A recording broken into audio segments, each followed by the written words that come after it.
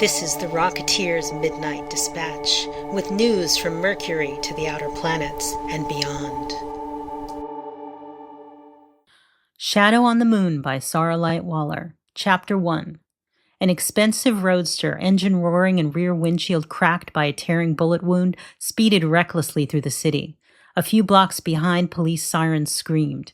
The driver, cheek torn by an ugly gash, veered off the main street and dashed for the River Drive. The right sleeve of his coat was a torn mess, and blood seeped darkly through the fabric. The car wove recklessly through the light evening traffic, as sweat mingled with blood dripped down the driver's face. He was a portly man of middle age, face ghastly pale in the greenish glow of the dashboard lights. The man wiped a hand across his eyes and pressed the accelerator down hard. The roadster skidded around two cars on a side street as sirens grew louder. The river was in sight now, as was the drive just before it. Heart beating a fast tattoo, he squealed around a corner and the roadster leaped onto a short side street which served as the entrance to the drive. Colored lights, flashing hectically, appeared in the rearview mirror. 3 armored police cars hurtled closer.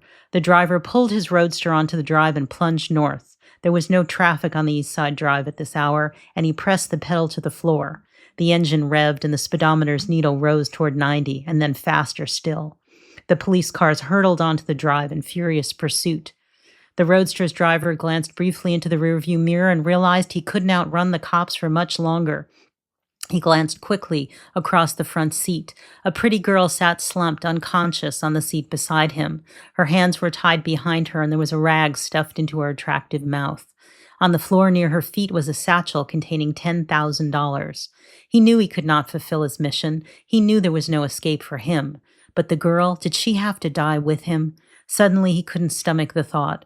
He turned the wheel hard onto the last exit before the drive opened up to the boroughs north of the city. He gambled that the police would be surprised and not catch him until he made his last defiant action against the 9 spheres. The roadster turned hard, too fast, and skidded squealing onto 2 wheels. The driver fought the wheel and the car settled down. He flew down a side street away from the drive. The police cars roared to follow.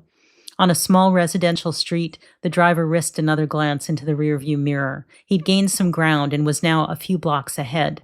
He jerked to a stop and reached across the front seat, pushing open the passenger door. He shoved the girl hard. She rolled out of the car, bounced off the running board, then fell onto the sidewalk in a folded heap.